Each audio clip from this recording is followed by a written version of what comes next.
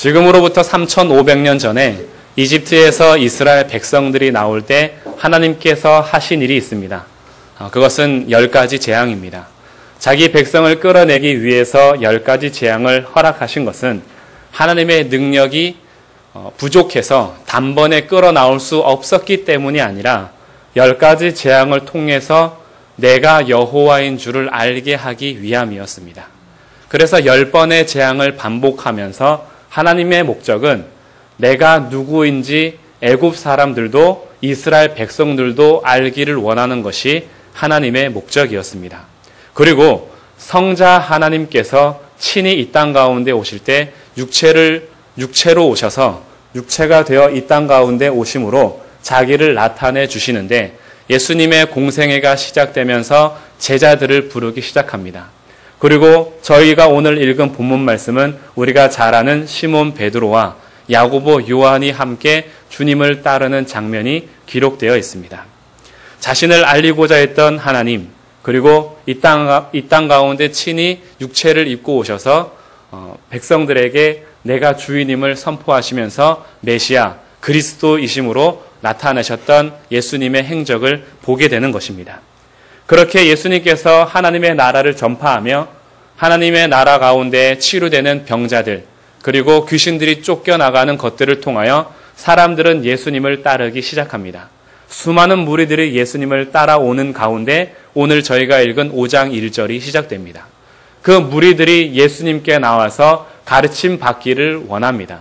그래서 예수님께서는 게네사렛 호숫가에서 한 배를 택하시는데 그 택함 받은 배가 시몬의 배인 것입니다. 이미 하나님의 은혜가 시작되었습니다. 하나님께서는 시몬의 배를 택하셨습니다.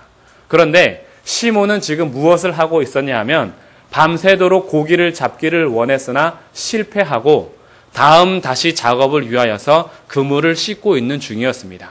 그물을 손보지 않으면 또 오늘 밤에 나가서 작업해야 될 수확을 하지 못하기 때문에 앉아서 그물을 씻고 있었고 예수님께서는 시몬의 배를 택하여 거기에 앉으셔서 무리들을 향하여 말씀을 가르칩니다.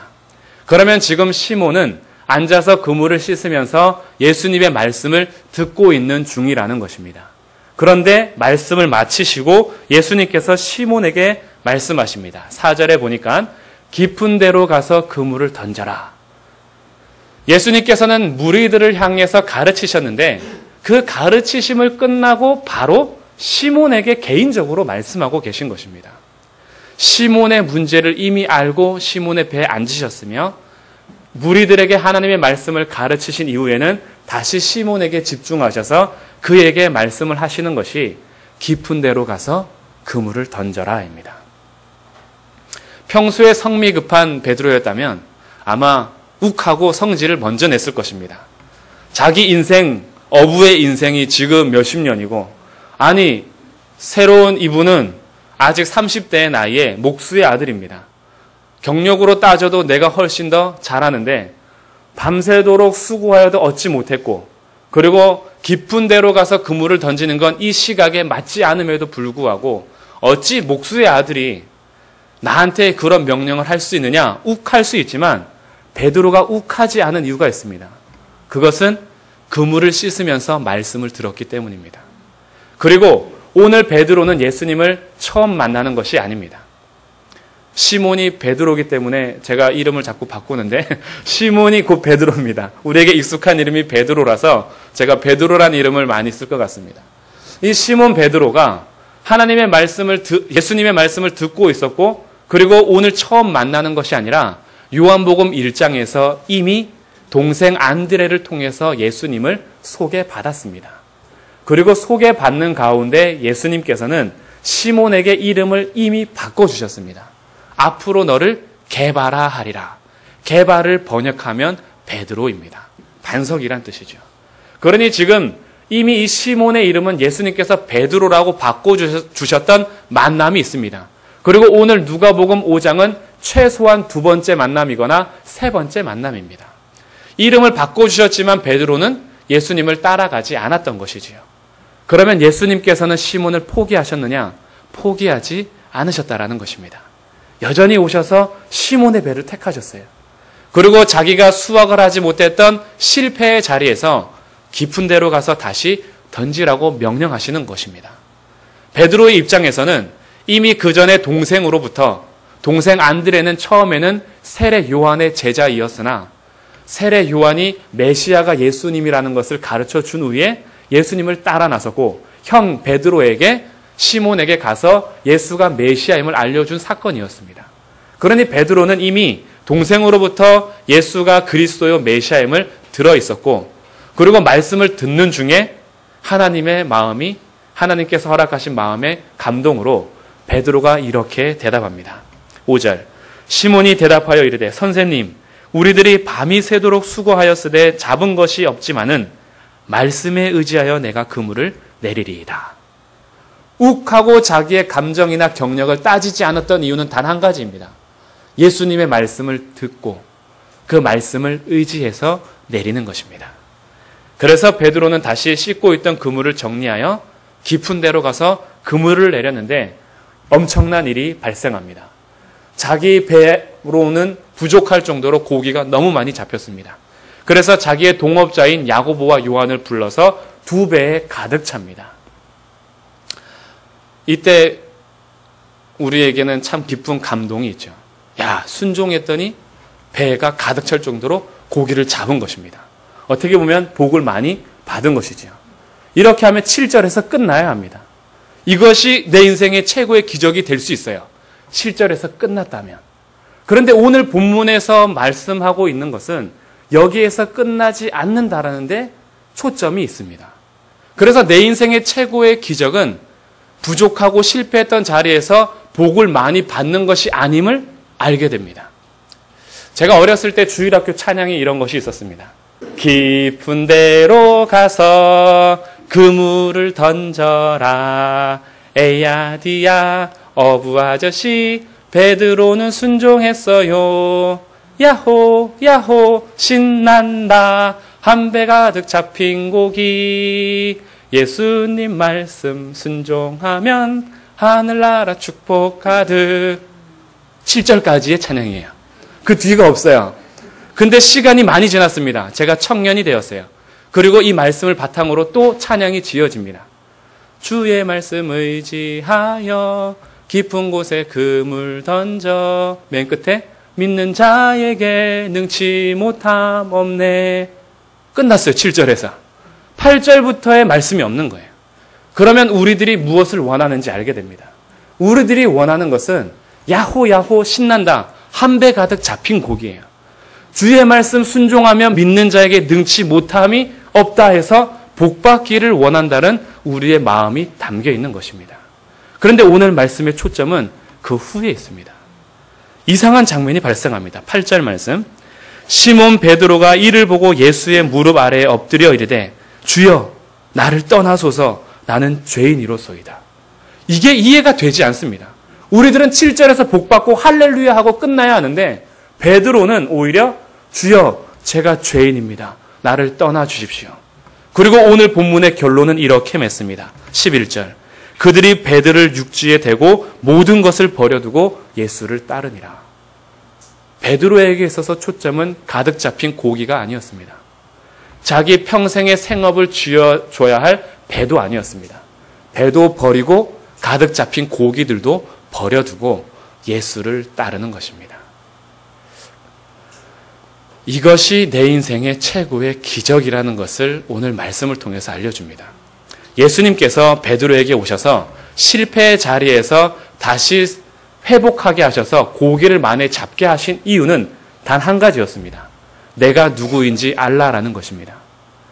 우리가 베드로를 생각할 때 놓치는 것이 있습니다. 베드로는 유대인입니다.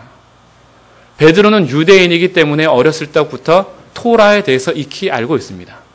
어부였지만 그가 지식이 많지는 않지만 어렸을 때부터 유대인으로서 유대인의 절기를 지키고 유대인의 관습을 따라서 구약 성경에 대해서는 알고 있는 자입니다.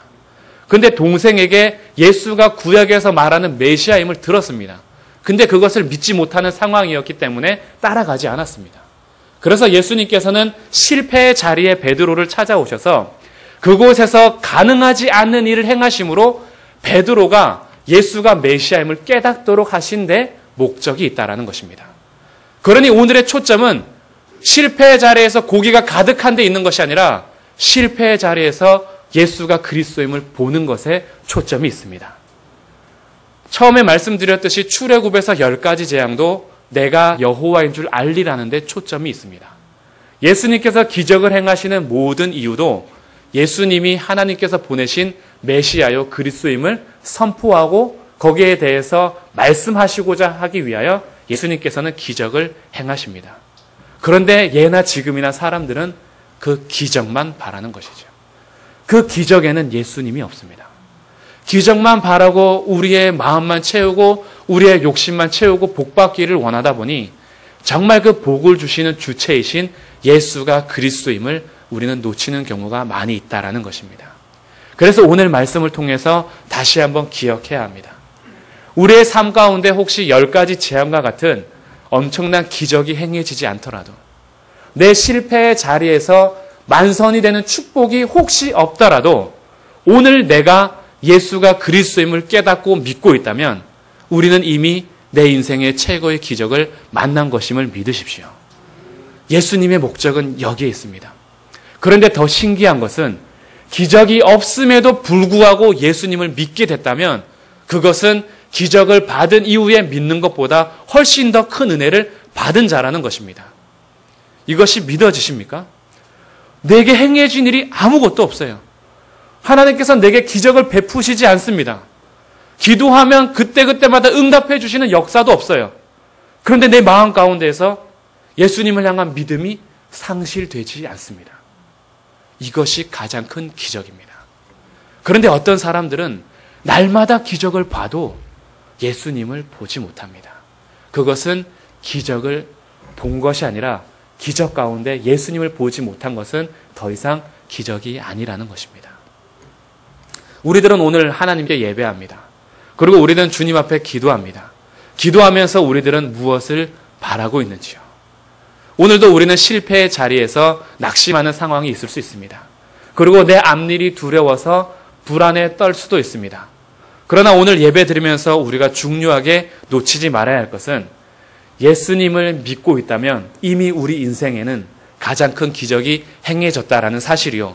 그 예수님께서는 내가 어디에 있든지 영원히 함께 하신다고 약속하셨습니다. 절대 자기의 백성을 버리지 않으시고 믿지 못한다면 끝까지 찾아가셔서 시몬의 배에 앉으심으로 그를 자기 백성으로 삼아주시는 하나님이십니다.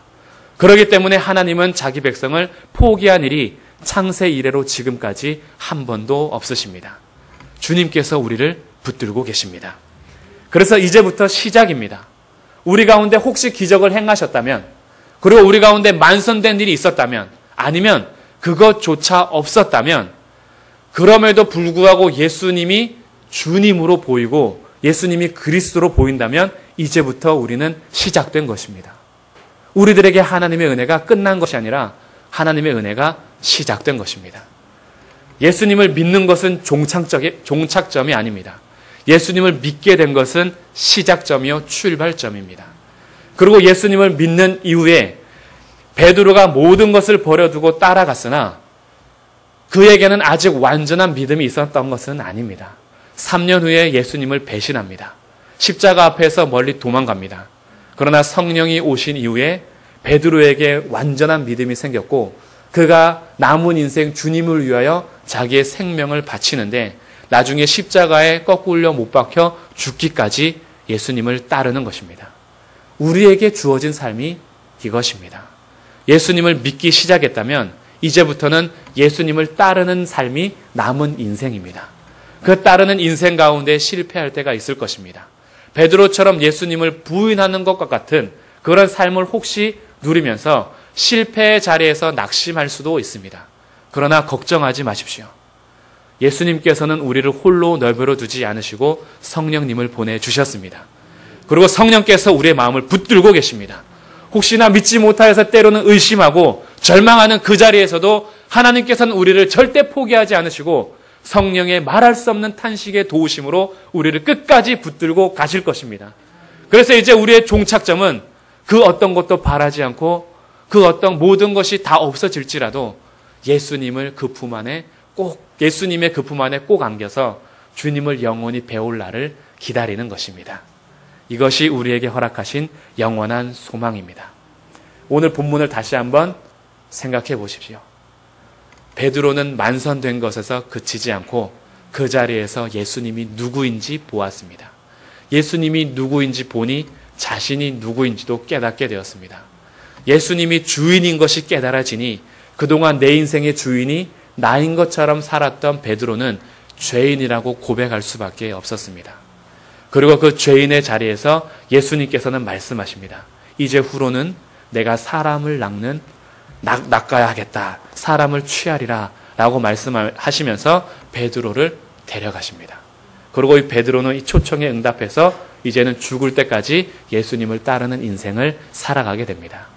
오늘 예배드리는 저와 여기 있는 모든 성도님들이 베드로의 삶의 자리에서 예수님을 만났듯이 우리의 삶의 자리에서 예수님께서 분명히 찾아오셨을 때가 있을 것입니다. 우리가 고기 잡는 자리는 아니었을지라도 어떤 위치에서든지 예수님께서 우리를 찾아오셔서 믿게 하셨습니다. 그러면 이제 우리의 발걸음은 믿음의 길을 끝까지 걸어가는 것입니다.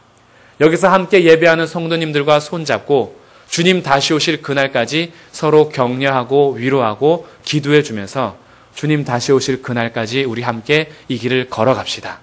걸어가면서 힘이 들고 지치더라도 우리를 도우시는 성령님을 의지하면서 우리를 버리지 아니하시는 예수님을 의지하면서 끝까지 이 길을 함께 걸어가서 마지막 날 영광의 나라에서 주님을 영원히 찬양할 수 있는 내 인생 최고의 기적이 계속해서 이어지기를 주님의 이름으로 축복합니다. 기도하겠습니다. 하나님, 우리의 인생 속에서 기적과 같은 삶을 원할 때도 있고 정말 내 문제를 해결해 주시기를 원하면서 간절히 매달릴 때도 있습니다. 그럴 때 주님께서 기적을 행해 주실 때도 있고 정말 이루어 줄 수 없는 일들의 기도에 응답하실 때도 있습니다. 그럴 때 우리가 놓치지 말아야 할 것은 기도에 응답하시고 기적을 행하시는 예수가 우리의 주라는 사실입니다.